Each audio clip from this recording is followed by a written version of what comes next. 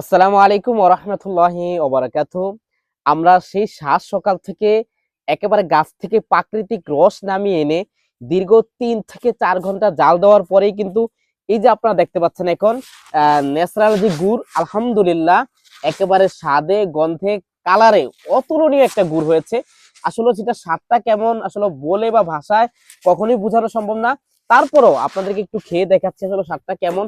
Naturally রস দিয়ে কোনো বানানো গুড়, কোনো প্রকার কেমিক্যাল, চিনি, হাইড্রোস মুক্ত গুড়ের স্বাদটা কেমন হয় আসলে এটা তো বলে বা ভাষায় কখনো প্রকাশ করা সম্ভব না।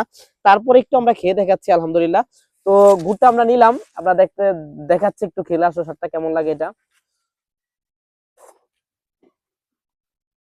মাশাআল্লাহ, সুবহানাল্লাহ, কি যে একটা স্বাদ আসলে সেটা বলে কখনো বোঝানো সম্ভব না।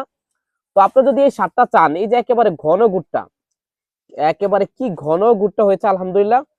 এই ন্যাচারালি স্বাদটা চাইতে হলে বা পেতে হলে কিন্তু আপনারা আমাদের থেকে গুড় অর্ডার করতে হবে।